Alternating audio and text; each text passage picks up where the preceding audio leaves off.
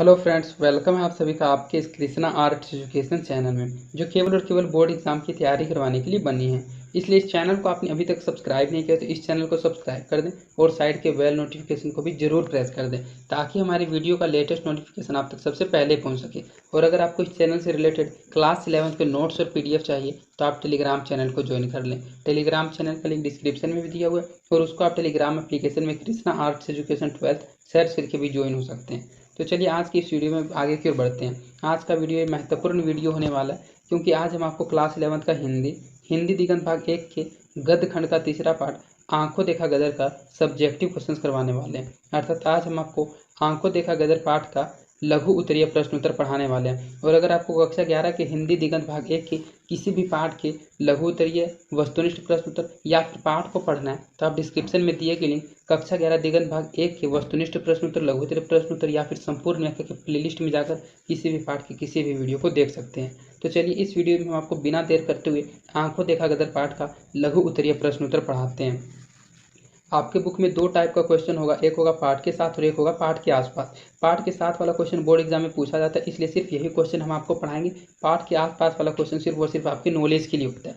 तो पाठ के साथ वाले क्वेश्चन में हमारा पहला क्वेश्चन है, अंग्रेजों को किले को समझने में कितने दिन लगे थे और फिर उन्होंने क्या किया था। अगर आपको इन क्वेश्चंस का आंसर बिल्कुल ही अच्छे से समझना है तो आप इस पाठ की व्याख्या की वीडियो को एक बार जरूर देख लीजिएगा, क्योंकि अगर आप पाठ को अच्छे से पढ़े हुए रहिएगा तो आप ऑब्जेक्टिव और सब्जेक्टिव क्वेश्चन को बिल्कुल ही आसानी से समझ जाइएगा और आसानी से बना दीजिएगा। पाठ को समझने के बाद आप अपने लैंग्वेज के अनुसार भी इन क्वेश्चन का आंसर दे सकते हैं। तो अगर आपने पाठ को नहीं भी पढ़ा तो इस वीडियो में लास्ट तक बने हुए रहिए, मेरी सभी बातों को माइंड कंसंट्रेट करके समझते हुए चलिए। मेरी यही कोशिश रहेगी कि इस वीडियो में हम आपको सभी के सभी क्वेश्चन अच्छे से याद करवा दें। और इस वीडियो के बाद आप इस पाठ की व्याख्या की वीडियो को भी जरूर देख लीजिएगा। तो हमारा पहला क्वेश्चन है कि जो अंग्रेज थे, जब वे झांसी की रानी के किले पर आए थे तो अंग्रेजों को किलों को समझने में कितने दिन लगे थे और फिर उन्होंने क्या किया था। तो सबसे पहले आपको ये समझना है कि किले किसको कहते हैं। किले कहा जाता है जो पुराने समय में राजा का महल हुआ करता था, उन राजा के महल का जो जितना एरिया होता था, उसका जितना विस्तार होता था, उसके चारों तरफ घेरा हुआ करता था और उस घेरे को ही किले कहा जाता था, अर्थात उस घेरे को ही किले के नाम से जाना जाता था। और सभी किले पर फाटक लगा हुआ था, बिना फाटक खुले कोई भी उनके एरिया में उनका जितना विस्तार है उसमें कोई एंट्री नहीं कर सकता था। तो आप समझ कर गए होंगे कि किले किसे कहा जाता है। तो जो किले थे, उन किलों को, उन फाटकों को समझने में अंग्रेजों को कितने दिन लगे थे और फिर उनको समझने के बाद उन्होंने क्या किया था। तो झांसी का किला बड़ा मजबूत और सुरक्षित था, बाहरी लोगों के लिए उस पर कब्जा जमाना मुश्किल था। अंग्रेजों ने जब उस पर चढ़ाई की तो वे मोर्चा बांधने में पहले 2 दिन विफल रहे और तीसरे दिन वे मौके समझ गए। जब अंग्रेजों को झांसी के किले पर चढ़ाई हो तो मौके समझ आ गए, तब उन्होंने रात होने पर सभी ठिकाने साध कर साधारण मोर्चे बांधे और 4 घड़ी रात होते ही किले के पश्चिमी बाजू पर गरनाली तोपों से वार करने लगे। अर्थात जो झांसी का किला था वह बड़ा मजबूत और बड़ा ही सुरक्षित तरीके से बनाया गया था और बाहरी लोगों के लिए उस पर कब्जा जमाना बिल्कुल ही मुश्किल था। अंग्रेजों ने जब उस पर चढ़ाई करने की सोची तो वे मोर्चा बांधने में पहले 2 दिन तो विफल रहे, अर्थात पहले 2 दिन का प्रयास उनका विफल रहा, वे विजय नहीं प्राप्त हुए, उसके असफल रहे। लेकिन तीसरे दिन वे मौके को समझ गए, वे किलों को समझ गए। तो इससे एक बात स्पष्ट होता है कि ऑब्जेक्टिव क्वेश्चन में अगर आपसे ये पूछ लिया जाए कि अंग्रेजों को किलों को समझने में कितने दिन लगे थे तो 3 दिन लगे थे, क्योंकि तीसरे दिन वे मौके को समझ गए थे, अर्थात किलों को समझ गए थे। और जब अंग्रेजों को झांसी के किले पर चढ़ाई हेतु मौके समझ आ गए थे तब उन्होंने रात भर सभी ठिकाने साध कर साधारण मोर्चे बांधे और 4 घड़ी रात रहते ही किले के जो पश्चिमी बाजू, उस पश्चिमी बाजू पर गरनाली तोपों से वार करने लगे थे। गरनाली तोप कहा जाता है, जो बॉर्डर मूवी आपने देखा होगा उसमें जो तोप होता है जिससे गोला बारूद बरसाया जाता है, उसी को गरनाली तोप कहा जाता है। तो उस दिन पश्चिमी बाजू पर गरनाली तोप से वे वार करने लगे थे। तो इसमें पूछा गया था 2 चीज़ कि अंग्रेजों को किलों को समझने में कितने दिन लगे थे और फिर उन्होंने क्या किया था। तो इस क्वेश्चन का सिंपल आंसर आप याद रखिएगा, अंग्रेजों को किलों को समझने में 3 दिन लगे थे। पहले 2 दिन तो वो विफल रहे थे, लेकिन तीसरे दिन वे समझ गए थे। और जब वे समझ गए थे तब उन्होंने मोर्चा बांध कर सभी जगह ठिकाना साध कर मोर्चा बांधे और 4 घड़ी रात रहते ही किले के पश्चिमी बाजू पर गरनाली तोपों से वार करने लगे थे। इसके बाद हमारा दूसरा क्वेश्चन है, लक्ष्मीबाई को पहली बार निराशा कब हुई थी। तो झांसी की रानी लक्ष्मीबाई एक अद्भुत वीरांगना थी। वे बड़े साहस और धैर्यपूर्वक किले पर कब्जा जमाने आए अंग्रेजों के मोर्चों को विफल कर रही थी, अर्थात उनको कब्जा नहीं करने दे रही थी। लेकिन जब उन्होंने देखा कि अंग्रेज रात में ही मोर्चे बांधकर शहर पर गरनाली तोपों से गोले बरसाने शुरू कर दिए, तब उन्हें पहली पहल निराशा हुई। आपने फर्स्ट क्वेश्चन में पढ़ा कि जो अंग्रेज थे उनको 2 दिन तो विफल रहे थे अंग्रेज झांसी के किलों को समझने में, लेकिन जब ये किलों को समझ गए थे तब रात को उन्होंने पश्चिमी बाजू पर गरनाली तोप से गोले बरसाने शुरू कर दिए थे। तो लक्ष्मीबाई को पहली बार निराशा तभी हुई थी क्योंकि लक्ष्मीबाई एक अद्भुत वीरांगना थी। वह बड़ी साहस और धैर्यपूर्वक किले से कब्जा जमाने आए अंग्रेजों के मोर्चों को विफल कर रही थी, अर्थात उनको कब्जा नहीं जमाने दे रही थी, उनको असफल कर रही थी। लेकिन जब उन्होंने देखा कि अंग्रेज रात में ही मोर्चे बांधकर शहर पर गरनाली तोपों से गोले बरसाने शुरू कर दिए, तब इस चीज़ को देखकर उन्हें पहली बार निराशा हुई थी। शहर में गोले पड़ने से आम जनता को क्या क्या कष्ट होने लगे थे, अर्थात उस रात को जब अंग्रेज शहर में गोले बरसाने लगे थे तो उस गोले बरसाने से, उस गोले पड़ने से जो शहर की आम जनता होती है उसको क्या क्या कष्ट होने लगे थे। तो जब अंग्रेजों की ओर से झांसी शहर में गोले पड़ने लगे तब वहाँ की जनता को भयंकर परेशानियाँ होने लगी। गोला जहाँ भी गिरता वहाँ 150 आदमियों को घायल कर देता, 10-5 तो मुंह में ही सुला देता। यदि गोला घर पर गिरता तो वह जलकर राख हो जाता तथा उसके धक्के से आसपास के छोटे घर भी गिर जाते। गोले के गिरने से जहां तहां आग लग जाती। इस प्रकार सर्वत्र त्राही त्राही मच गई, कोई कहीं भी सुरक्षित महसूस नहीं कर रहा था। अर्थात शहर में गोले पड़ने से आम जनता को क्या क्या कष्ट होने लगे आप अच्छे से समझ गए होंगे और इन सभी चीज़ों को मैंने पाठ में भी अच्छे से पढ़ा रखा है। अगर आप इस पाठ को पढ़े हुए होंगे तो आपको ये सभी क्वेश्चन बिल्कुल ही अच्छे से समझ में आ रहे होंगे कि जब अंग्रेजों की ओर से झांसी शहर में गोले पड़ने लगे थे तब वहाँ की जनता को भयंकर परेशानियां होने लगी थी, क्योंकि जहाँ भी गोला गिरता था वहाँ 150 आदमी को घायल कर देता था और उस गोले से 10-5 आदमी तो डायरेक्ट उनकी मृत्यु हो जाती थी। गोला यदि घर पर गिर जाता था तो घर जलकर राख हो जाता था तथा उस जिस घर पर गिरता था उस घर के अगल बगल घर, छोटे घर भी गिर जाते थे। गोले के गिरने से जहां तहां आग भी लग जाती थी और इस प्रकार सर्वत्र जगह, सभी जगह झांसी में त्राही त्राही मच गई थी और कोई भी सुरक्षित महसूस नहीं कर पा रहा था। 7वें दिन सूर्यास्त के बाद क्या हुआ? रात के समय तोपें क्यों चालू की गई? अर्थात जब युद्ध चलते चलते 7वां दिन आया था तो 7वें दिन सूर्यास्त के बाद क्या हुआ था और रात के समय तोपें क्यों चालू की गई थी? लड़ाई के दौरान 7वें दिन सूर्यास्त के बाद झांसी की तरफ से मोर्चे तोपें बंद हो गई, क्योंकि शत्रुओं के वार के आगे कोई गोलंदाज टिक नहीं पाया। इस प्रकार शत्रुओं द्वारा झांसी के किले का वह मोर्चा भी तोड़ डाला गया और उसके प्रतिकार और अपने बचाव में रातों रात कुशल कारीगरों द्वारा बुर्जे पर मोर्चा बांधकर तोपें चालू कर दी गई ताकि असावधान अंग्रेज सैनिकों को मार भगाया जा सके। अर्थात जब 7वें दिन का सूर्यास्त हुआ था तो उसके बाद सबसे पहले तो झांसी की तरफ से पश्चिम मोर्चे की जितनी भी तोप थी वो बंद हो गई थी, क्योंकि शत्रुओं के वार से आगे वाले जो गोलंदाज थे वे टिक नहीं पाए थे और इस प्रकार शत्रुओं द्वारा झांसी के किले पर जो मोर्चा था वह भी तोड़ दिया गया था। तो पूछा जा रहा है कि रात के समय तोपें क्यों चालू की गई थी? तो उसके प्रतिकार अर्थात उसका जवाब देने के लिए और अपने बचाव में रातों रात कुशल कारीगरों द्वारा बुर्ज पर मोर्चा बांधकर तोपें फिर से चालू कर दी गई थी ताकि जो असावधान अंग्रेज सैनिक है उनको मारकर भगाया जा सके।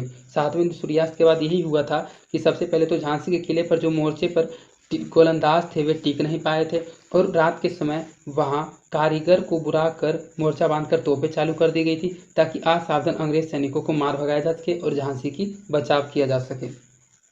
सिपाहियों को जब लगा कि झांसी अंग्रेजों के हाथ लग जाएगी तो उन्होंने क्या किया? अर्थात जो युद्ध में सिपाही होते हैं, आप जानते हैं कि युद्ध में सिपाही लड़ते हैं, तो जो सिपाही थे जब उन सिपाहियों को लगा कि झांसी अंग्रेजों के हाथ लग जाएगी अर्थात नहीं बच पाएगी, तब उन्होंने क्या किया था? तो हिंदुस्तानी सिपाहियों ने यह जानते समझते हुए भी कि अब हमारी हार होने वाली है और झांसी अंग्रेजों के हाथ लग जाएगी, तब भी अपनी हिम्मत ना हारी। वे सच्चे सूरवीर की तरह भी दोने चुने उत्साह और वेग से अपना मुकाबला करने को तैयार हुए। अर्थात जितने भी भारतीय सिपाही थे, हिंदुस्तानी सिपाही थे, वे ये जानते और समझते थे कि अब हमारी हार होने वाली है, झांसी जो थी वह अंग्रेजों की हाथ लग जाएगी, ये सभी जानते थे, लेकिन फिर भी उन सिपाहियों ने अपनी हिम्मत न हारी थी। वे सच्चे सूरवीर की तरह दूने चौगुने उत्साह एवं वेग से उनका मुकाबला करने को तैयार हुए थे। बाई साहब ने सरदारों से क्या कहा? बाई साहब के कहने पर सरदारों पर क्या असर पड़ा? बाई साहब से यहाँ तात्पर्य है जो रानी लक्ष्मीबाई थी, रानी लक्ष्मीबाई ने सरदारों से क्या कहा था और बाई साहब के कहने पर जो सरदार थे उन सरदारों पर क्या असर पड़ा था। तो झांसी की रानी लक्ष्मीबाई ने झांसी पर आए संकट और अपनी हार देख सरदारों को इकट्ठा करके उनका मनोबल बढ़ाया। उन्होंने स्पष्ट कहा कि अब तक झांसी अपने ही चल पड़ रही है, अपने ही चल पर लड़ रही है, अर्थात अपने ही बल पर लड़ी है और आगे भी लड़ेगी। इसे पेशवा अथवा दूसरे के बल की कोई दरकार नहीं है। बाई साहब के ऐसा कहने पर सभी सरदारों पर अनुकूल असर पड़ा। वे सभी ओज एवं तोज से भर गए और मोर्चेबंदी के लिए कठिनतम परिश्रम करने लगे।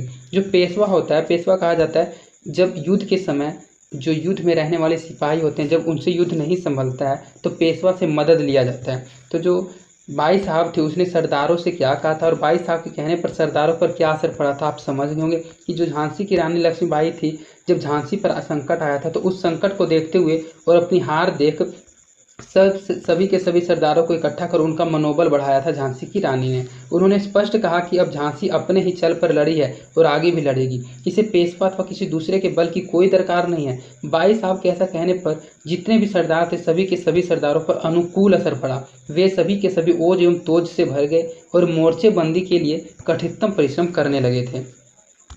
10वें दिन की लड़ाई का क्या महत्व था? 10वें दिन की लड़ाई का वर्णन संक्षेप में करें। मतलब पूछा यह जा रहा है कि जब 10वां दिन लड़ाई चला था तो 7वां दिन का लड़ाई इससे पहले आपने पढ़ लिया। इस क्वेश्चन में आपको बताना है कि 10वें दिन की लड़ाई का महत्व क्या था और 10वें दिन की लड़ाई का वर्णन संक्षिप्त में करें कि 10वें दिन की लड़ाई में क्या क्या हुआ था उसके बारे में शॉर्टकट में बताएं। तो झांसी के किले को जीतने के लिए अंग्रेजों और झांसी के बीच जारी युद्ध का 10वां दिन बेहद महत्वपूर्ण था। इस युद्ध पर झांसी का भविष्य निर्धारित होने वाला था, क्योंकि इधर झांसी की मदद हेतु तांत्या टोपे 15,000 फौजें लेकर पहुंच चुके थे और उधर कप्तान साहब भी अंग्रेजी फौजों के साथ आ धमका था। इस प्रकार उस दिन की लड़ाई एक तरह से निर्णायक लड़ाई समझी जा रही थी। उस दिन बड़ा भीषण युद्ध हुआ। दोनों ओर के सिपाही जी जान लगाकर लड़ रहे थे। आमने सामने की लड़ाई हो रही थी। बिगुल, नरसिंहों, बंदूकों, तोपें इत्यादि से सारा वातावरण थर्रा रहा था। चारों तरफ मार काट और चीख पुकार मची थी। किंतु इस लड़ाई में धीरे धीरे तांत्या टोपे एवं झांसी की रानी पिछड़ने लगी और अंग्रेजी फौज भारी पड़ी। अर्थात इस क्वेश्चन में आपको दो चीज़ अच्छे से याद रखना है कि 10वें दिन की लड़ाई का महत्वपूर्ण महत्व यही क्या था और 10वें दिन की लड़ाई का संक्षिप्त में वर्णन करें। तो जो 10वें दिन का लड़ाई था वह लड़ाई उनके बीच निर्णायक युद्ध करने वाला था, क्योंकि झांसी के बीच और युद्ध के बीच अंग्रेजों और झांसी के बीच युद्ध का 10वां दिन बेहद महत्वपूर्ण था। इस युद्ध पर ही झांसी का भविष्य निर्धारित होने वाला था, क्योंकि झांसी की मदद के लिए तांत्या टोपे 15,000 फौज लेकर पहुंचे थे और उधर कप्तान साहब भी अंग्रेजी फौजों के साथ आ धमका था। इस प्रकार जो उस दिन की लड़ाई थी वह निर्णायक लड़ाई समझाई जा रही थी। अर्थात उस लड़ाई से पता चलने वाला था कि किसकी जीत होगी और किसकी हार होगी। उस दिन बड़ा भीषण युद्ध हुआ था। दोनों ही ओर के सिपाही जी जान लगाकर लड़ रहे थे। आमने सामने की लड़ाई हो रही थी। बिगुल, नरसिंहों, बंदूकों, तोपी इत्यादि से सारा वातावरण थर्रा रहा था। चारों तरफ मार काट और चीर पुकार मची थी। किंतु इस लड़ाई में धीरे धीरे तांत्या टोपे और झांसी की रानी पिछड़ने लगी थी और अंग्रेजी फौज उन पर भारी पड़ गई थी। अर्थात झांसी की रानी उस युद्ध में भी हार गई थी। भेदिए ने लक्ष्मीबाई को आकर क्या खबर दी? लक्ष्मीबाई पर इस खबर का क्या प्रभाव पड़ा? सबसे पहले आप ये समझ लीजिए भेदिए किसे कहा जाता है। भेदिए कहा जाता है जो एक जगह के युद्ध के एक जगह के वातावरण को दूसरे जगह जाकर बताता है, उसे भेदिया कहा जाता है। जैसे कि अंग्रेजों में युद्ध के मामले में क्या चल रहा है उनके समाचार को जो लक्ष्मीबाई के पास पहुंचाता है उसे लक्ष्मीबाई का भेदिया कहा जाता है। और जो लक्ष्मीबाई के युद्ध में लक्ष्मीबाई के किले में क्या कुछ चल रहा है उस समाचार को अंग्रेजों के पास जाकर पहुंचाता है तो उसे अंग्रेज का भेदिया कहा जाता है। तो इसमें पूछा यही जा रहा है कि जो भेदिया था उसने लक्ष्मीबाई को आकर क्या खबर दी थी, क्या सूचना दी थी और लक्ष्मीबाई को इस खबर को सुनकर क्या प्रभाव पड़ा था। झांसी की रानी लक्ष्मीबाई के नेतृत्व में झांसी अंग्रेजों से बड़ी बहादुरी से लगातार पिछले 11 दिनों से लड़ रही थी। अर्थात जब उस युद्ध का नेतृत्व झांसी की रानी लक्ष्मीबाई कर रही थी तो झांसी अंग्रेजों से बड़ी ही बहादुरी से लगातार पिछले 11 दिनों से लड़ रही थी। उस रात जब बाई साहब रात को रोजाना की तरह ही शहर और किले पर गश्त लगाकर जब बंदोबस्त कर रही थी तो एक भेदिए ने आकर यह खबर दी कि अंग्रेजी फौज को इतनी मशक्कत के बाद भी अपनी जय मिलती नहीं दिखाई दी और उनका गोला बारूद भी अब प्राय समाप्त हो गया, इसलिए कल पहर भर लड़ने के बाद उनका लश्कर उड़ जाएगा। भेदिए की उक्त खबर सुनकर बाई साहब अर्थात रानी लक्ष्मीबाई को बहुत राहत मिली और असीम आनंद मिला। उनका चेहरा खुशी से खिल उठा और उनमें नई शक्ति तथा साहस का संचार हुआ। जो भेदिया था उसने लक्ष्मीबाई को आकर यही खबर दिया था कि कल के युद्ध में जो अंग्रेज की सेना है वह पहर उठते ही उठ जाएगा, क्योंकि उन्होंने बहुत अधिक गोला बारूद खरीदा था, वह सभी का सभी समाप्त हो गया। अब कितने भी मशक्कत कर लिया जाए उस अंग्रेज को जय नहीं मिलेगी। ये खबर आकर भेदिया ने लक्ष्मीबाई को दिया था और जब लक्ष्मीबाई ने इस खबर को सुना तो इस खबर को सुनने से उनको बहुत अधिक राहत मिली और असीम आनंद भी मिला। उनका चेहरा बिल्कुल ही खुशी से उड़ उठा था और उनमें शक्ति और नई साहस का एक संचार हुआ था। विलायती बहादुर कौन थे? पाठ में वर्णित उनकी भूमिका का वर्णन करें। अर्थात जो विलायती बहादुर थे वे कौन थे और पाठ में अपने विलायती वर्द के बारे में क्या पढ़ा है उसके बारे में बताएं। तो झांसी की रानी लक्ष्मीबाई के यहाँ जो 1500 मुसलमान बहुत दिनों से नौकर थे उन्हें ही विलायती बहादुर कहा गया है। अर्थात झांसी की रानी लक्ष्मीबाई के महल में 1500 मुसलमान बहुत दिनों से नौकर का काम करते थे और उन्हें विलायती बहादुर इस पाठ में कहा गया है। अंग्रेजों के साथ युद्ध में उनकी भूमिका बड़ी महत्वपूर्ण रही थी। वे सब के सब विलायती बहादुर सचमुच बड़े बहादुर थे। जब जब झांसी पर विपत्ति आई थी इन विलायती बहादुर ने अपनी जान की बाजी लगाई और लक्ष्मीबाई की तरफ से ब्रिटिश फौजों को एक छठी का दूध याद कराया। शत्रुओं से घिरी झांसी की से लक्ष्मीबाई को बाहर निकालने में उनकी भूमिका सर्वथा सराहनीय है। अर्थात विलायती बहादुर कहा जाता था 1500 मुसलमानों को जो कि रानी लक्ष्मीबाई के यहाँ नौकर का काम करती थी। लेकिन इस पाठ में जो उनकी भूमिका का वर्णन है, इस पाठ में उनकी भूमिका के बारे में बताया जा रहा है कि अंग्रेजों के साथ युद्ध में उनकी बड़ी भूमिका महत्वपूर्ण रही थी। वे सब के सब विलायती बहादुर ही नहीं सचमुच बड़े ही बहादुर थे। जब जब झांसी पर विपत्ति आती थी ये विलायती बहादुर अपनी जान की बाजी लगाकर लक्ष्मीबाई की तरफ से ब्रिटिश फौजों को छठी का युद्ध याद करा देती थी और शत्रुओं से घिरी झांसी से लक्ष्मीबाई को बाहर निकालने में भी उनकी भूमिका बिल्कुल ही सर्वथा सराहनीय है। लक्ष्मीबाई को वृद्ध सरकार ने किन किन अवसरों पर सलाह दी थी, इसके क्या परिणाम हुए थे। तो पाठ में एक वृद्ध 75 वर्ष का सरदार था और वह बार बार लक्ष्मीबाई को अवसरों पर सलाह दिया करता था। तो उन सलाह देने से लक्ष्मीबाई को वह किन किन अवसर पर सलाह देता था और इन सलाह से क्या क्या परिणाम हुए थे ये पूछा जा रहा है। तो अगर आपने पाठ को पढ़ा होगा तो इस टाइप का क्वेश्चन बोलते ही आपके माइंड में आंसर आ जाता होगा। और अगर आपने पाठ को नहीं पढ़ा तो आप इस वीडियो में लास्ट तक बनी हुई रहिए, हम आपको बिल्कुल ही अच्छे से समझाते हुए चलेंगे। तो जो लक्ष्मीबाई को वृद्ध सरदार था वह वृद्ध सरदार 75 वर्ष का था। तो प्रस्तुत पाठ आंखों देखा गदर में वृद्ध सरदार 2 अवसरों पर लक्ष्मीबाई को सलाह देता है और दोनों ही बार उसके अच्छे परिणाम निकले हैं। जब 75 वर्ष का वृद्ध सरदार देखता है कि गोरे लेग विलायती बहादुरों को मार से घबराकर भाग गए हैं तथा छुप छुप कर वार करने लगे हैं तो बाई साहब बढ़ती ही जा रही है, तो उसने समझाया कि इस समय आगे जाकर गोलियों का शिकार होना बिल्कुल ही बेकार है। सैकड़ों गोए अंदर घुस गए और इमारतों की आड़ से गोलियां चला रहे हैं, इसलिए इस समय मुफ्त में जान गंवाने से अच्छा है कि आप किले में जाकर दरवाज़ा बंद करके पहले सुरक्षित हो जाएं और फिर कोई उपाय सोचें। बाई साहब उसकी बात मानकर वापस आ गए। दूसरी बार बाई साहब अंग्रेजों की फौज से बाढ़ में झांसी की बर्बादी और लोगों की आज़ादी को देखते हुए अत्यंत खीन और उदास मन से लोगों के महल में बाहर चले जाने और स्वयं को महल में गोला बारूद भरकर आग लगाकर जल मरने की बात कहती है। तब वह अनुभवी वृद्ध सरदार समुचित सलाह देता है और स्पष्ट समझाता है कि महारानी आपको इस तरह निराश नहीं होना चाहिए। आत्महत्या करना बड़ा पाप है, इससे तो बहुत अच्छा है आदमी युद्ध करता हुआ स्वर्ग जीतने का उद्यम करे। इसलिए आपको इस समय धैर्य एवं गंभीरतापूर्वक इस कठिन स्थिति से उबरने का रास्ता निकालना चाहिए। उस वृद्ध सरदार के प्रबोधन के बाद रानी लक्ष्मीबाई को बहुत कुछ धीरज बंधा और वे स्वस्थ हुए। उनकी निराशा दूर हुई और उनमें आशा एवं ओज का संचार हुआ। तो जो 75 वर्ष का वह बूढ़ा सरदार था उसने 2 अवसर पर रानी लक्ष्मीबाई को सलाह दिया था और उस सलाह से उसको बहुत अच्छे फायदे हुए थे। तो क्या 2 सलाह दिए थे एक बार हम आपको फिर से एक्सप्लेन कर देते हैं शॉर्टकट में। सबसे पहले जब रानी लक्ष्मीबाई उन अंग्रेजों से युद्ध कर रही थी तो वह तलवार से युद्ध कर रही थी और उसने 100 तक गिनती गिनने में जितना समय नहीं लगता, अर्थात 100 तक गिनती गिनने में जितना समय नहीं लगता उससे भी कम समय में उसने सैकड़ों अंग्रेजों सैनिकों को रानी लक्ष्मीबाई ने तलवार से मार गिराया था। तभी सभी के सभी जो बाकी बचे हुए अंग्रेज सिपाही थे वे सभी के सभी गोरे लोग पेड़ों की आड़ में इमारतों की आड़ में छिप गए थे और गोलियां चलाने लगे थे। तब उस वृद्ध सरदार ने आकर रानी लक्ष्मीबाई को कहा कि आप इन गोलियों का शिकार न होइए, व्याकार में इस गोलियों का शिकार होना आप आगे बढ़ रहे हैं। क्योंकि रानी लक्ष्मीबाई बिल्कुल ही ओज से तोज से आगे बढ़ रही थी। तब उस वृद्ध सरदार ने जब आकर उनको समझाया तब वह जाकर महल में छुप गई और कुछ सोचने लगी। और दूसरी बार जब गोले बरसाने लगे थे उनकी प्रजा पर, तो जब उनकी प्रजा का नाश हो रहा था, रानी लक्ष्मीबाई का जो किला था वह जब अंग्रेजों की जब्त में आने वाला था, तब रानी लक्ष्मीबाई के मन में एक ख्याल आया कि मैं सभी को बाहर भेज देती हूँ और अपने ही किले में गोले बारूद भर कर स्वयं आग लगाकर इसी में जल मरती हूँ। तब उस समय भी सरदार ने उनको समझाया कि ये आत्महत्या करने से अच्छा है आप युद्ध में स्वर्गों को प्राप्त करें। तो दूसरी बार भी उनका जो सलाह था वह बिल्कुल ही अच्छा हुआ और उनके समझाने पर जो रानी लक्ष्मीबाई थी उनको बहुत कुछ धीरज बंधा था और वे स्वस्थ हुई थी, उनकी निराशा दूर हुई थी तथा उनमें आशा एवं ओज का संचार हुआ था। तो जो बातें हमने आपको समझाई आप 101% अच्छे से समझ गए होंगे। इतना बड़ा आंसर आपको देखने में लग रहा है कि इतना लॉन्ग आंसर ये है, लेकिन इसमें सिर्फ छोटी सी 2-3 बातों को बताया गया। आप सिर्फ उन बातों को अगर अच्छे से याद रखिएगा तो आप अपनी लैंग्वेज के अनुसार भी इन सभी क्वेश्चन का आंसर बिल्कुल ही आसानी से बता दीजिएगा। इसके बाद हमारा नेक्स्ट क्वेश्चन है, शहर की दीवार पर चढ़ने के लिए अंग्रेजों ने कौन सी युक्ति सोची थी। शहर के जो दीवार था उस दीवार पर चढ़ा नहीं जा सकता था, लेकिन उस पर भी चढ़ने के लिए अंग्रेजों ने एक युक्ति सोची थी, एक सलाह सोची थी, एक विचार किया था। तो वह विचार क्या था, वह युक्ति कौन था, वह योजना कौन सी थी?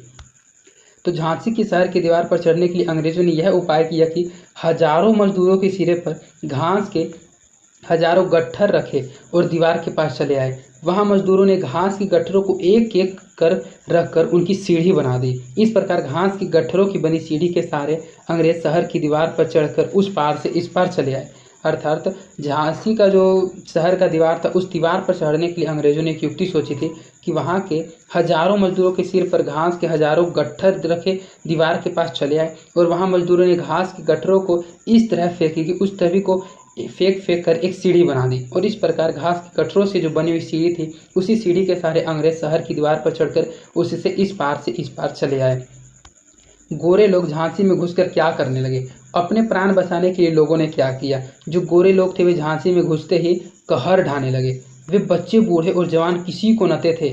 जो भी सामने पड़ता उसे गोली से उड़ा देते या तलवार के वार से काट देते। इसके अतिरिक्त वे लूटपाट भी करने लगे। तो गोरे लेग से यहाँ तात्पर्य जो ब्रिटिश सरकार थी, जो अंग्रेज थे, जब वे झांसी में घुस गए थे उस सीढ़ी से बने हुए घास के सहारे, तो वे बच्चे, बूढ़े, जवान सभी को मारने लगे थे। जो भी उनके सामने आता उसे गोली से उड़ा देते या फिर तलवार के वार से काट देते थे।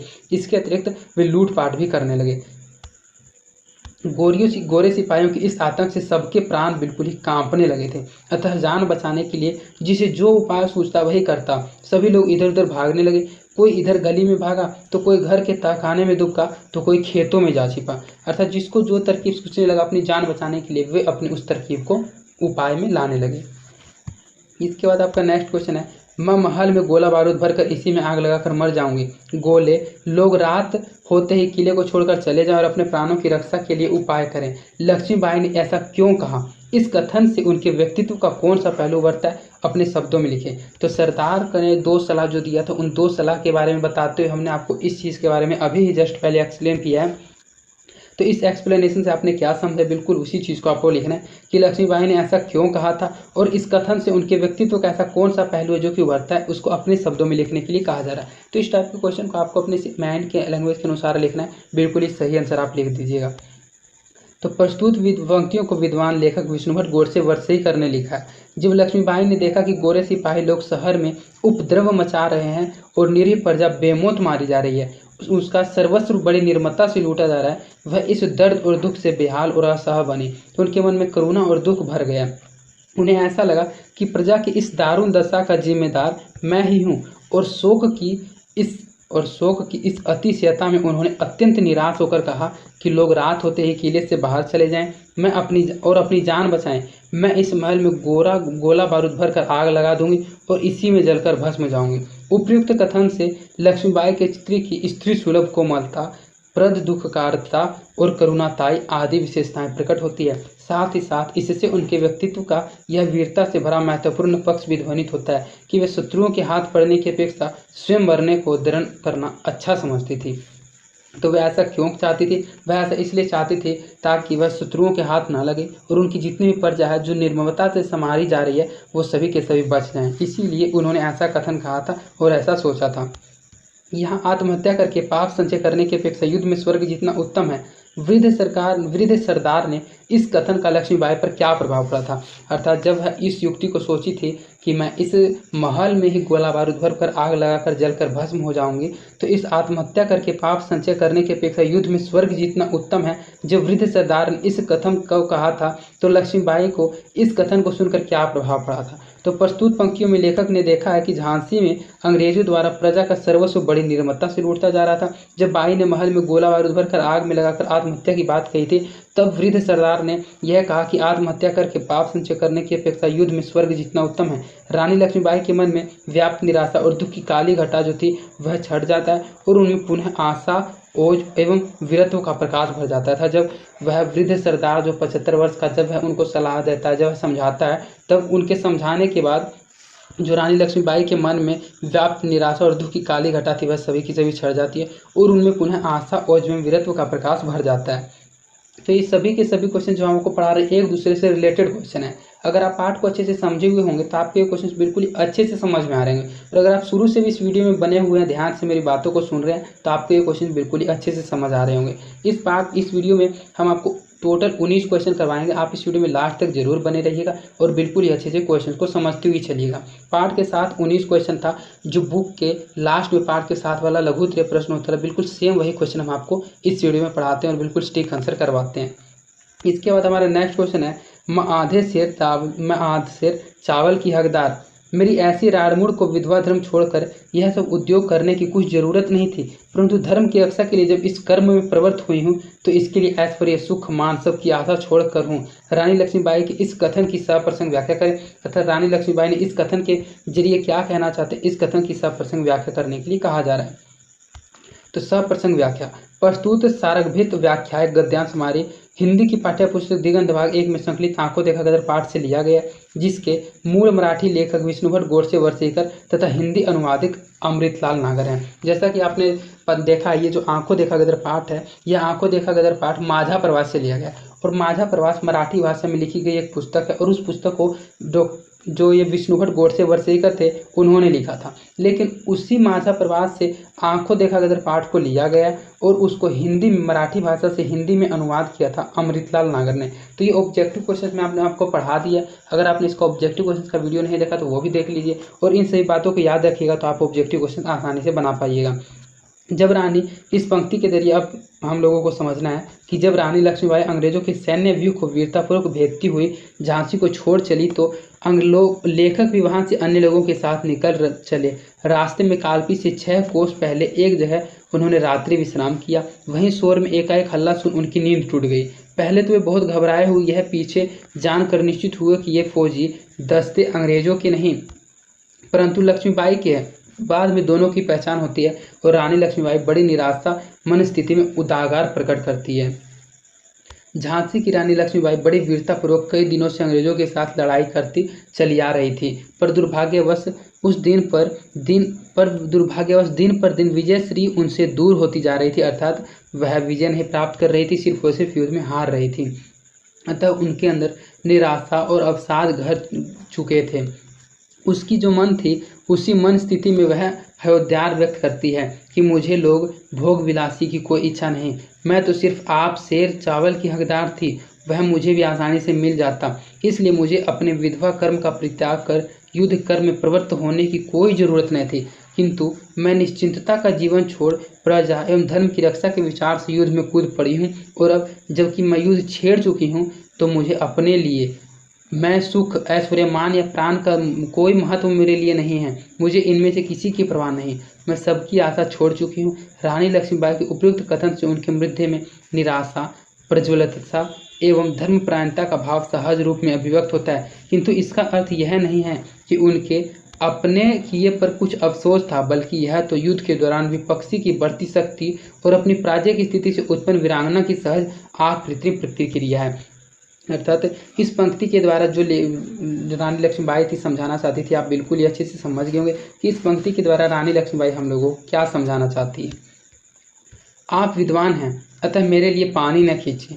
लक्ष्मीबाई के इस कथन से उनके व्यक्तित्व में कौन सा पहलू उभरता है? अर्थात जो इस पाठ के लेखक विष्णु भट्ट गोडसे वर्सेकर हैं, जो झांसी में जाकर फंस जाते हैं, तो जब वे बाहर निकलते हैं झांसी से, जब पानी वे खींचते हैं झांसी की रानी लक्ष्मीबाई के लिए, तब झांसी की रानी लक्ष्मीबाई कहती है, क्योंकि वो पंडित था, पंडित विष्णु भट्ट गोडसे वर्सेकर, तो उसको कहते हैं कि आप तो विद्वान हैं, अतः मेरे लिए पानी नहीं खींचे। लक्ष्मीबाई के इस कथन से उनके व्यक्तित्व का कौन सा पहलू उभरता है, ये पूछा जा रहा है। तो जब युद्ध करते करते पूरी तरह थकी चुकी झांसी की रानी लक्ष्मीबाई को प्यास से परेशान लेखक पंडित विष्णु भट्ट वर्सेकर ने देखा तो वे मटके से पानी निकालकर उन्हें पानी पिलाना चाहते थे। तभी लक्ष्मीबाई ने कहा कि आप एक विद्वान व्यक्ति हैं, इसलिए मेरे लिए पानी न खींचे, मैं खुद खींच लेती हूँ। लक्ष्मीबाई के इस कथन से यह पता चलता है कि उनके दिल में गुणियों विद्वान के लिए बड़ा आदर सम्मान का भाव था। वे गुणीजनों से काम कराना अधर्म समझती थी। अर्थात जब वह इस पंक्ति को कहती है तो इस पंक्ति के द्वारा हम लोगों को सिर्फ यही समझ आता है कि जो रानी लक्ष्मीबाई थी वह गुणियों लोगों का आदर सम्मान करती थी और वे गुणीजनों से काम कराना बिल्कुल ही अधर्म समझती थी। कालपी की लड़ाई का वर्णन लेखक ने किस तरह किया है? काल्पी के युद्ध के तीसरे दिन सिपाहियों ने क्या किया था, अर्थात जब काल्पी की लड़ाई हुई थी तो उस लड़ाई का वर्णन इस पाठ में लेखक ने किस तरह किया है और काल्पी के युद्ध के तीसरे दिन सिपाहियों ने क्या किया था। आंखों देखा गया पाठ के अंतर्गत लेखक ने काल्पी की लड़ाई का बड़ा यथार्थपरक वर्णन किया है। काल्पी में लगातार 3 दिन लड़ाई चली। पेशवा की फौज पहले ही बेकार हो चुकी थी। दिल्ली, लखनऊ, झांसी वगैरह भी अंग्रेजों की फतह में हो चुकी थी, जिससे गदर खाली निराश हो चुके थे। बहुत से पुराने अनुभवी सैनिक डर से पलटने छोड़कर भाग गए थे। पलटने का मतलब होता है सेना। वे सेना को छोड़कर चले गए थे। उसके स्थान पर नए लोग भर्ती किए गए। इन लोगों में सिपाहियों के साथ चोर, लुच्चे, लुटेरे आदि भी शामिल थे, जिनका जो लक्ष्य था लड़ाई न होकर लूटपाट करना था। काल्पी में युद्ध के तीसरे दिन जब सिपाहियों को लगा कि अंग्रेजों की फौजों से पार करना मुश्किल है और जीत उन्हीं की होगी, तो उनमें से सैकड़ों लोग युद्ध का मैदान छोड़कर शहर में घुसकर दंगा, लूट और स्त्रियों की दुर्दशा करने लगे। इतने में जब अंग्रेजी फौज भी आ गई तो जो सिपाही थे वे सभी के सभी सिपाही वहां से भाग चले। अर्थात इसके द्वारा समझाया रहा है कि काल्पी का जो युद्ध था वह 3 दिन चला था और पेशवा की जो फौज थी वह पहले से बेकार हो चुकी थी। इसलिए जो पहले के अनुभवी सैनिक थे वे सभी के सभी डर से उस सेना को छोड़कर भाग गए थे, उस पलटने छोड़कर चले गए थे। इसीलिए उन लोगों के स्थान पर, उन अनुभवी सैनिकों के स्थान पर नए सैनिकों को भर्ती किया जाने लगा था और इन नए लोगों की भर्ती में सिपाहियों के साथ साथ चोर, लुच्चे और लुटेरे भी शामिल हो गए थे, जिनका लक्ष्य लड़ाई न होकर युद्ध में लूटपाट करना था। और काल्पी में युद्ध के तीसरे दिन जब सिपाहियों को लगा कि अंग्रेजी फौजों से पार करना मुश्किल है और जीत उन्हीं की होगी, तो उनमें से सैकड़ों लोग युद्ध का मैदान छोड़कर शहर में घुसकर दंगा, लूट और स्त्रियों की दुर्दशा करने लगे। इतने में जब अंग्रेजी फौज भी आ गई तब वहाँ जो फालतू लिच्चे गुंडे सिपाही थे वे सभी के सिपाही वहाँ से भाग चले। लक्ष्मीबाई की मृत्यु किस तरह हुई, उनकी वीरता का वर्णन अपने शब्दों में करें। अर्थात पाठ के अंत में हमने आपको लक्ष्मीबाई की मृत्यु के बारे में पढ़ाया था। तो लक्ष्मीबाई की मृत्यु किस तरह हुई थी और उनकी वीरता कैसी वीरता थी, उनकी वीरता का वर्णन अपने शब्दों में करें। बिल्कुल ही अच्छे से आपको इस क्वेश्चन का आंसर लिखना है। झांसी की रानी लक्ष्मीबाई एक अद्भुत और अप्रतिम वीरांगना थी। यदि उन्हें शक्ति एवं सहसा की देवी दुर्गा का अवतार कहा जाए तो कदाचित अनुचित न होगा। झांसी पर संकट का बादल मंडराया। देखो, साहस की पुतली से स्वाभिनी लक्ष्मीबाई ने अंग्रेजों के सामने घुटने टेकने के बजाय उनसे लोहा लेने के उपाय में लग गई। वे बड़ी कठिन परिश्रम करती, रात भर जागकर रणनीति बनाती और युद्ध के समय स्वयं दौड़ दौड़ कर सैनिकों का मनोबल और उत्साहवर्धन करती थी। फिर भी जब कालचक्र विपरीत था और झांसी के दुर्ग पर अंग्रेज प्रवेश कर गए थे तो उन्होंने न हिम्मत हारी और न ही आत्मसमर्पण किया, बल्कि एक वीर छत्राने की भांति अपने बहादुर जवानों के साथ ही शत्रु सेना को छिन्न भिन्न करते हुए रणनीति के तहत काल्पी पहुंची। फिर जब मुरार पर अंग्रेजों का हमला हुआ तो तांत्या टोपे और राज साहब के साथ लक्ष्मीबाई ने भी वहां भीषण युद्ध किया। मुरार के भीषण संग्राम में उन्हें एक गोली लगी थी। फिर भी वीरता की प्रतिमूर्ति लक्ष्मीबाई आगे बढ़ चढ़कर दुश्मनों का सफाया करती रही। इसी बीच उनकी जांघ पर तलवार का करारा प्रहार हुआ और वे घोड़े से गिरने लगे। यह देख तांत्या टोपे ने उन्हें संभाला और घोड़े को आगे बढ़ा दिया। इस प्रकार झांसी की रानी लक्ष्मीबाई थी उसने लड़ाई में कभी भी शत्रुओं को पीठ नहीं दिखाई और युद्ध क्षेत्र में ही वीर गति को प्राप्त हुई, अर्थात युद्ध क्षेत्र में उनकी मृत्यु हो गई।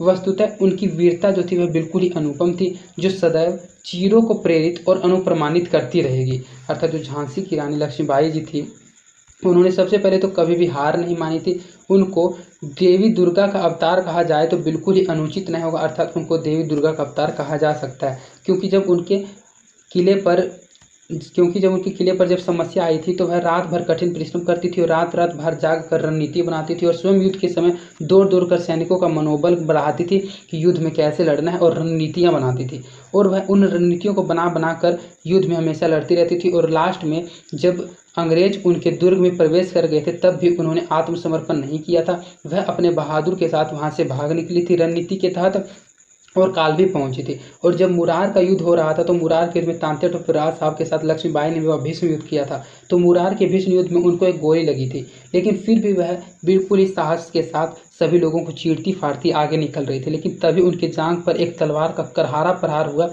और वहीं से वे घोड़े से गिरने लगे। तब यह जब तांत्या टोपे ने देखा तो तांत्या टोपे ने उन्हें संभाला और घोड़े को आगे बढ़ा दिया। इस प्रकार झांसी की रानी लक्ष्मीबाई ने लड़ाई में कभी भी शत्रुओं को पीठ न दिखाई और युद्ध क्षेत्र में वीर गति को प्राप्त हुई। वस्तुतः उनकी वीरता बिल्कुल ही अनुपम थी, जो सदैव चीरों को प्रेरित और अनुप्राणित करती रहेगी। चीरों नहीं, चीजों होना चाहिए था, जो सदैव चीजों को प्रेरित और अनुप्राणित करती रहेगी।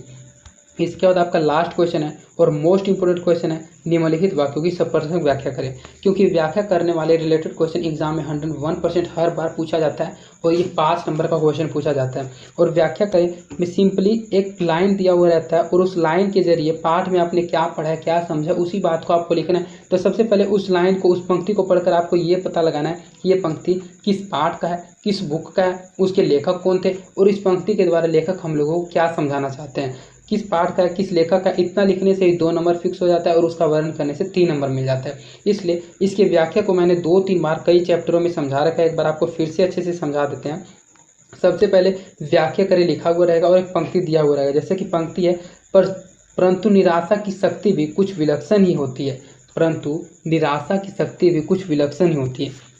तो इस पंक्ति को पढ़कर जब आप सभी पाठ को पढ़ लीजिएगा तो सभी पाठ को पढ़ने के बाद आप पंक्ति को पढ़ते ही आपको पता चल जाएगा कि यह पंक्ति किस पाठ का है। तो उस पाठ का नाम आपको याद रहना चाहिए, उस पाठ के लेखक का नाम याद रहना चाहिए और इस पंक्ति के द्वारा उस पाठ में लेखक हम लोगों को क्या समझाना चाहते थे, सिर्फ उसी बात को आपको लिखना। यही होता है व्याख्या करना।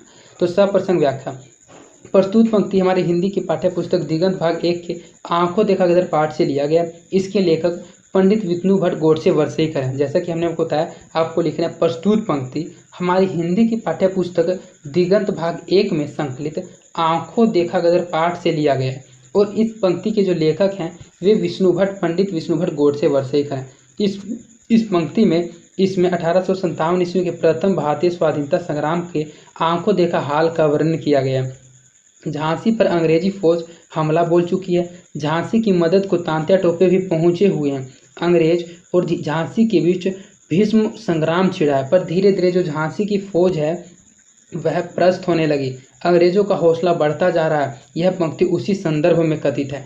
ऐसे तो अंग्रेजों की विजय देख झांसी भी हाहाकार मचा हुआ है, पर यह सच्चे सूरवीरों की धरती है जो अपने आन की रक्षा में जान देना जानते हैं, जिसके लिए दुश्मन के आगे घुटने टेकने की बजाय उन्हें मारते हुए शहीद होना जाना लाख गुना अच्छा है। सच्चे वीर कभी निराश नहीं होते और यदि कभी निराशा पास फटकती भी है तो उसी से विलक्षण शक्ति विस्फोट कराते हैं। झांसी के सिपाहियों को यह जानकर कि निर्मम और निर्दय अंग्रेज ही जीतेंगे, झांसी उन्हीं के साथ लगेगी। साहस और सौंदर्य कुंठित होने की बजाय और बढ़ जाता है। वे और उत्साह और मनोबल के साथ युद्ध में जुड़ जाते हैं। प्रस्तुत पंक्ति में निराशा की विलक्षण शक्ति का संकेत दिया गया, अर्थात जो झांसी की सेना थी, जो सिपाही थे, उन सभी को पता था कि अंग्रेज जीतेंगे, लेकिन फिर भी वे अपने जोश को बढ़ाकर, अपने उत्साह को बढ़ाकर, अपने मनोबल को बढ़ाकर युद्ध में जुटे हुए थे और युद्ध का जीतने का प्रयास कर रहे थे। तो इस पंक्ति के द्वारा लेखक उनके जो निराशा की विलक्षण शक्ति थी उसी के बारे में बता रहे हैं। इसके बाद हमारा दूसरा पंक्ति है, भेड़िए जब भेड़ों की झुंड पर झपटते हैं तब भेड़ों की प्राण की जो दशा होती है वह इस समय लोगों की थी। जो भेड़िए होते हैं, जब भेड़ों की झुंड पर झपटते हैं तो भेड़ों की जो प्राण की दशा होती है वह इस समय झांसी के लोगों की थी। तो इस व्याख्या में भी आपको वही चीज़ लिखनी है। प्रस्तुत पंक्ति हमारी हिंदी की पाठ्य पुस्तक दिगंत भाग 1 में संकलित आंखों देखा गदर पाठ से लिया गया। इसके लेखक मराठी के सुप्रसिद्ध विद्वान पंडित विष्णु भट्ट गोडसे वर्सेकर है। इस पंक्ति के माध्यम से लेखक ने गदर के दौरान झांसी में अंग्रेज फौजों को अत्याचार, उत्पात और उससे प्रभावित बहादुर नागरिकों की असहाय व्यवस्था और बड़ा मार्मिक एवं हृदयस्पर्शी वर्णन किया है। अंग्रेजी फौज झांसी की शहर में घुस चुकी थी और जनता का बेइंतहा जुल्म डाल रही थी। बच्चा या बूढ़ा जिसे भी सामने पाते मौत के घाट उतार देना। इतना ही नहीं, इन वहशियों ने शहर में एक भाग में आग भी लगा दी, जिससे सर्वत्र हाहाकार मच गया। उस समय निरीह नागरिकों को प्राण बचाने का कोई उपाय न सूझता था। इसी भीषण और क्रूर दृश्य का वर्णन करते हुए भेड़ों और भेड़ियों का आक्रमण का उदाहरण दिया गया है कि जो भेड़े होते हैं वे अत्यंत निरीह और दुर्बल जीव होते हैं। भेड़ियों के सामने उनका कोई वश नहीं चलता। जब भेड़िए आक्रमण करते हैं तो भेड़ों की दशा अत्यंत क्रूर हो जाती है। उनके प्राणों के नसों में समा जाते हैं। उनके जो प्राण होते हैं वे नसों में समा जाते हैं और वह चाह कर भी कुछ नहीं कर सकती, अपनी जान भी नहीं बचा सकती। यही हाल उन गोरे सिपाहियों के आतंक और जुल्म के सामने झांसी की निरीह और निहत्थी जनता की थी। इस पंक्ति में क्रूर सिपाहियों के लिए भेड़िए और निरीह जनता के लिए भेड़ों की उपमा बड़ी स्टिक बैठती है। अर्थात इस उपमा के जरिए कि जो भेड़ होते हैं वे बिल्कुल ही कमज़ोर जानवर होते हैं, तो जो भेड़िए उन पर जो भेड़ी हुए उन पर हमला करते हैं, तो उस हमला के दौरान जो भेड़ होते हैं उनको अपनी प्राण बचाने के लिए किसी प्रकार का कोई उपाय नहीं सूझता है। तो इसमें जो भेड़िए हैं वे अंग्रेजी सेना को बताया गया और जो भेड़ हैं वे निहत्थी झांसी की जनता को बताया गया। क्योंकि जो अंग्रेजी सेना थे जब झांसी में घुसकर झांसी की जनता पर अत्याचार कर रहे थे, तो उनके पास किसी प्रकार का कोई भी उपाय नहीं था अपने आप को बचाने का। इसके बाद हमारा तीसरा पंक्ति है, आत्महत्या करना बड़ा पाप है, दुख में धैर्य धारण करके गंभीरतापूर्वक सोचना चाहिए, उससे बचने के लिए कोई आगे रास्ता निकल सकता है या नहीं। इस पंक्ति के द्वारा लेखक हम लोगों को क्या समझाना चाहते हैं? सप्रसंग व्याख्या। प्रस्तुत पंक्ति हमारे हिंदी की पाठ्य पुस्तक दिगंत भाग 1 में संकलित आंखों देखा गदर पाठ से लिया गया। इसके लेखक पंडित विष्णुभट्ट गोडसे वर्सेकर है। इतना बात तो आपको सभी पंक्ति में लिखना है।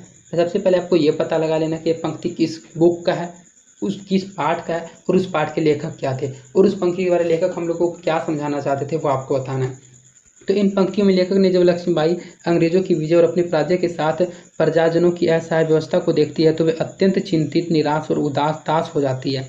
वह कहती है कि प्रजा लोग रात में ही भागकर सुरक्षित स्थान पर चले जाएं और मैं इस महल में गोला बारूद भरकर आग लगाकर मर जाऊंगी। उनके इसी कथन पर उनके जो वृद्ध सरदार था, जो 75 वर्ष का वृद्ध सरदार था, वह सागरभृत कथन उल्लिखित है। झांसी का वह वृद्ध सरदार रानी लक्ष्मीबाई को प्रबोध देता हुआ कहता है कि आप जैसी वीर नारी के लिए ऐसा करना कदापि उचित नहीं।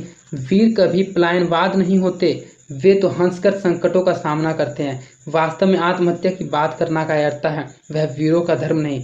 विपत्ति आने पर धैर्य से काम लिया जाना चाहिए और गंभीरतापूर्वक सोचकर आगे के लिए बचाव का रास्ता निकालना चाहिए। इस प्रकार यहाँ वृद्ध सरदार श्रांत क्लांत एवं निराश हताश एवं पीड़ित झांसी की रानी लक्ष्मीबाई की समायोचित यही सलाह देता है। रानी पर इसका तद अनुकूल प्रभाव पड़ता है और वे पुनः अपने पुण्य कर्म में संपन्न होती है, सन्नद्ध हो जाती है और विपत्ति में धैर्य धारण करने की सीख तथा आत्महत्या जैसे कृत्य की निंदा की बात उनको सर्वथा उचित लगता है। और उस समय उनके मन में कुछ जो काली घटा होती है वह छट जाती है और उनके मन में कुछ जोश बनता है और वह फिर से आत्महत्या की बात को छोड़ देती है। तो उनको जो आत्महत्या की बात है यह निंदा की जैसी बिल्कुल ही सर्वथा उचित लगने लगता है। तो इस प्रकार आपका इस पाठ में हमने आपको बताया था कि 19 सब्जेक्टिव क्वेश्चन थे, 19 लघुत्तरीय प्रश्न उत्तर थे। सभी के सभी प्रश्न उत्तर हमने आपको बिल्कुल ही अच्छे से पढ़ा दिया, बिल्कुल सटीक आंसर पढ़ाया।